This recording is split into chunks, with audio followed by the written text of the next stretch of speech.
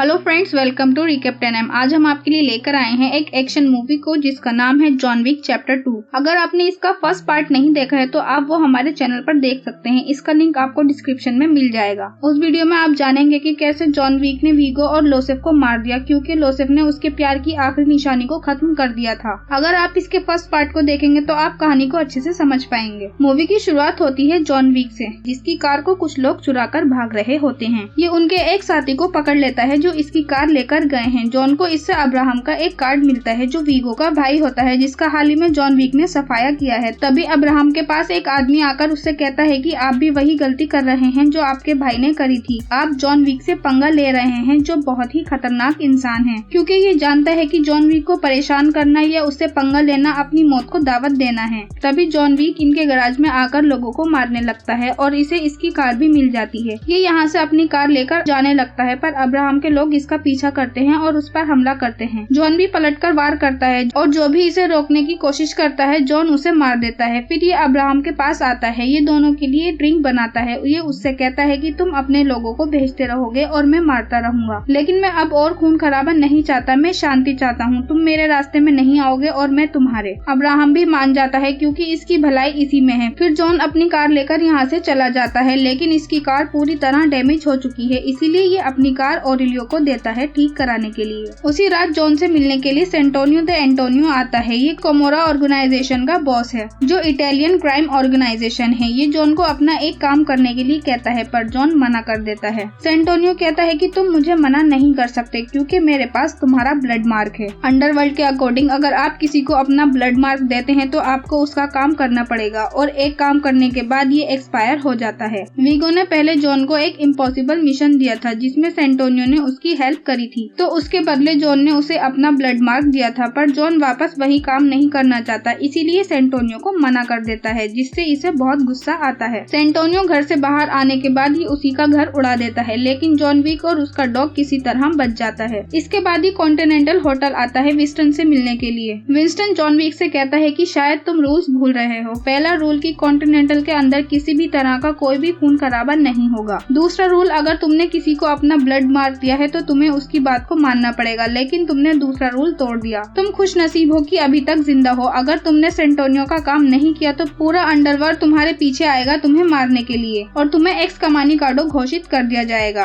अब तुम्हें डिसाइड करना होगा कि तुम्हें पूरे अंडरवर्ल्ड से लड़ना है या सेंटोनियो के काम को पूरा करना है। जॉन कहता है कि उसने मेरा घर उड़ा दिया, साथ ही मुझे मारने की कोशिश भी की। विंस्टन कहता है कि फिर भी तुम उसे नहीं मार सकते क्योंकि उसके पास तुम्हारा मार्कर है। तुम पहले सेंटोनियो की बात मानो, फिर तुम अपना काम पूरा करके इस मार्कर से आजाद हो जाओगे, फिर इसके बाद तुम सेंटोनियो को मार सकते हो। फिर जॉन सेंटोनियो के पास आता है और कहता है कि मैं तुम्हारा काम करने के लिए तैयार हूँ। ये इसे बताता है कि तुम्हें मेरी बहन जियाना को मारना होगा क्योंकि इसके पिता ने अपनी अंडरवर्ल्ड की सीट उनके जाने के बाद जियाना को दे दी, जो ये लेना चाहता था। मरते टाइम उन्होंने कहा था कि हाई टेबल पर मैं नहीं, जियाना बैठेगी। हाई टेबल एक इंटरनेशनल काउंसिलिंग है जिसमें 12 सीटें होती हैं, जिसमें से एक सीट एंटोनियोस फैमिली की है। हाई टेबल दुनिया की हर क्राइम पर नजर रखता है क्योंकि सारे लोग इनसे जुड़े हैं, कोई भी इनके अगेंस्ट नहीं जा सकता, इसीलिए ये अपनी बहन को मारना चाहता है। ये जॉन को जियाना का पता बताता है और कहता है कि वो हाई टेबल पर बैठने के लिए शपथ लेने वाली है और तुम्हें उसे शपथ लेने से पहले ही मार देना है। फिर ये कॉन्टिनेंटल होटल आता है। यहाँ के सारे लोग जॉन को जानते हैं और इसके साथ एरिस भी आती है इस पर नजर रखने के लिए, जिसे सेंटोनियो ने भेजा है। ये बोल नहीं सकती लेकिन ये अपने काम में माहिर है। जॉन को सारी चीजें दी जाती हैं जिससे ये जियाना को मार सके। हथियारों के साथ इसे ब्लड प्रूफ सूट भी दिया जाता है। फिर ये एंटोनियो हाउस के ब्लूप्रिंट्स निकलवाता है ताकि ये आसानी से जियाना तक पहुंच सके। इसके बाद ये एंटोनियो हाउस पहुंच जाता है, लेकिन इसके आसपास की सिक्योरिटी काफी टाइट है। ये इसे इतनी आसानी से नहीं मार सकता। ये सही वक्त का इंतजार करता है क्योंकि ये जियाना को पहले से जानता है, इसीलिए ये इसका रूटीन भी जानता है। जब जियाना अकेली होती है तो जॉन उसके पास आ जाता है। जॉन को देखकर जियाना समझ जाती है कि कुछ तो गड़बड़ है, पर जॉन बताता है कि ये उसे मारने के लिए आया है और उसके भाई सेंटोनियो ने इसे भेजा है। ये कहता है कि मैं तुम्हें मारना नहीं चाहता, पर सेंटोनियो के पास मेरा ब्लड मार्क है, मैं चाहकर भी कुछ नहीं कर सकता। जियाना कहती है मैं जानती हूँ मुझे कोई मार नहीं सकता सिवाय तुम्हारे। जियाना अपने हाथों की नसों को काट लेती है और बाथटब में लेट जाती है। जॉन कहता है कि तुमने ऐसा क्यों किया? जियाना कहती है मैंने अपनी पूरी लाइफ में सारे काम खुद से किए हैं और मैं अपनी मौत को खुद गले लगाना चाहती हूँ। फिर ज्यादा खून बहने से इसकी मौत हो जाती है। जाते टाइम जॉन इसके सर पर गोली मार देता है ताकि ये मर्डर लगे। फिर ये यहाँ से निकल रहा होता होता है तभी कैसियन इसे देख लेता है जो जियाना का बॉडीगार्ड है। ये उससे पूछता है कि क्या तुम अभी भी काम पर हो? जॉन कहता है हाँ। ये सुनकर कैसियन समझ जाता है कि कुछ तो गड़बड़ है। ये उस पर अटैक करने लगता है। तभी इन्हें पता चलता है कि जियाना का मर्डर हो गया है। फिर सभी लोग अलर्ट हो जाते हैं और जॉन के पीछे पड़ जाते हैं उसे मारने के लिए, पर जॉन अकेले ही इन सबको निपटा देता है। इसके बाद एरिस जॉन पर अटैक कर देती है सैंटोनियो के कहने पर, क्योंकि वो जानता है अब ब्लड मार्क का काम खत्म हुआ। जॉन विक अब उसे नहीं छोड़ेगा, लेकिन जॉन यहाँ एक एक करके सभी की लाशें बिछाकर यहाँ से चला जाता है। फिर रास्ते में इसे कैसियन अपनी कार से टक्कर मारता है। फिर ये दोनों लड़ने लगते हैं। ये एक दूसरे पर हमला करते हैं। कोई भी एक दूसरे से कम नहीं है। ये लड़ते हुए कॉन्टिनेंटल होटल आ जाते हैं। यहाँ के रूल्स के मुताबिक ये यहाँ नहीं लड़ सकते, इसीलिए ये दोनों शांत होकर ड्रिंक करने लगते हैं। जॉन कहता है कि मेरी कोई आपसी दुश्मनी नहीं थी जियाना से, मैं उसे मारना नहीं चाहता था, पर सैंटोनियो के पास मेरा ब्लड मार्क था, इसलिए मुझे ना चाहते हुए भी जियाना को मारना पड़ा। कैसियन कहता है कि तुमने अपना काम पूरा किया, अब मेरी बारी है। कैसियन कहता है मैं तुमसे जियाना की मौत का बदला लेकर रहूंगा। तभी जॉन के पास सैंटोनियो की कॉल आती है। ये कहता है कि तुमने मेरी बहन को मारा, जिसका बदला मैं तुमसे लेकर रहूंगा, क्योंकि ये अपनी बहन के कातिल को मारकर सबकी नजरों में अच्छा बनना चाहता है। इसीलिए जॉन को मारने की सुपारी में $7 मिलियन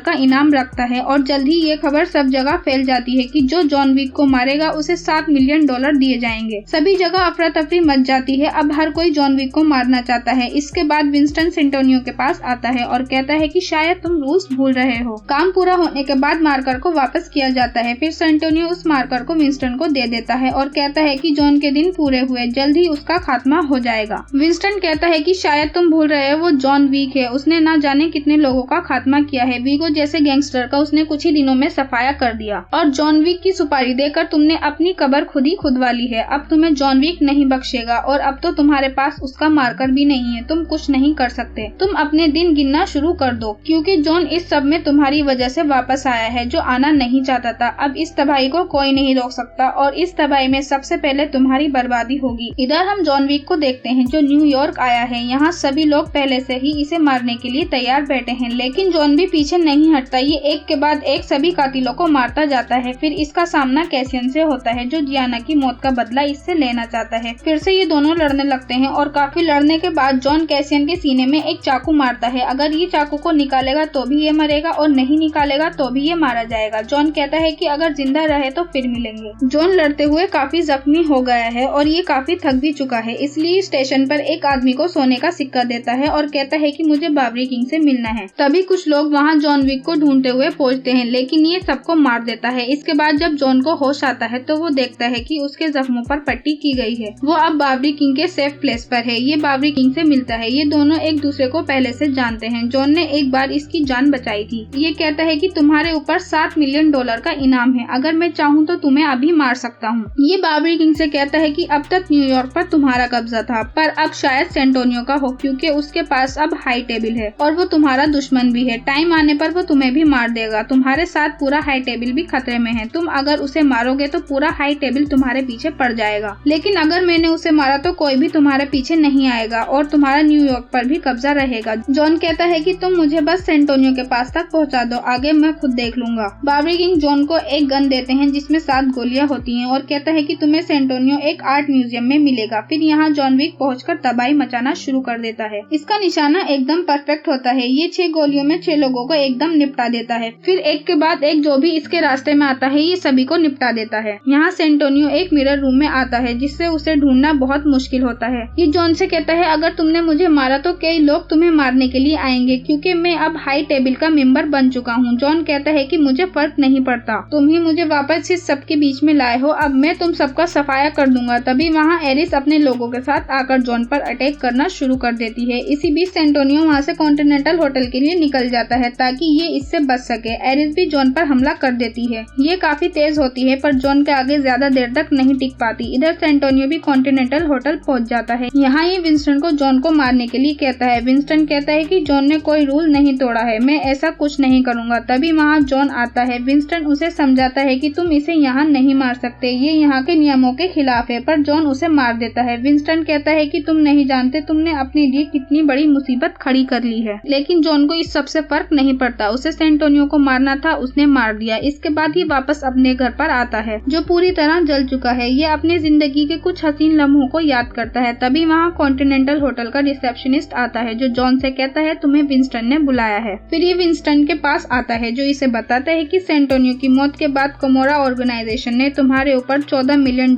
का इनाम रखा है। अब बड़े से बड़ा कातिल तुम्हारे पीछे है, तुम्हें हर गली हर चौराहे पर कातिल मिलेंगे तुम्हें मारने के लिए और तुम्हें जल्द ही एक्सकम्युनिकाडो घोषित कर दिया जाएगा क्योंकि तुमने सैंटोनियो को कॉन्टिनेंटल होटल में मारकर रूल्स तोड़ा है। इसलिए अब हाई टेबल भी तुम्हारे पीछे है। तुम हमेशा से मेरे फेवरेट रहे हो, लेकिन मैं भी कुछ नहीं कर सकता। तुम्हारे पास सिर्फ 1 घंटा है यहाँ से जाने के लिए। तुम्हारे पीछे 1 घंटे बाद सभी कातिल तुम्हारे पीछे आएंगे तुम्हें मारने के लिए। ये इसे एक मारकर भी देता है। जॉन कहता है जो भी मेरे रास्ते में आएगा मैं उसे मार दूंगा। फिर ये अपने डॉग के साथ चला जाता है। विंस्टन भी एक कॉल करके जॉन को एक्सकम्युनिकाडो घोषित कर देता है। सभी कातिल को ये खबर मिल जाती है और अब सभी जॉन को मारने के लिए तैयार हो जाते हैं। इसी के साथ मूवी का एंड हो जाता है। अगर वीडियो अच्छी लगी तो लाइक करो, कमेंट करो, सब्सक्राइब करो हमारे चैनल को। हम मिलते हैं आपसे नेक्स्ट वीडियो में, तब तक के लिए बाय बाय।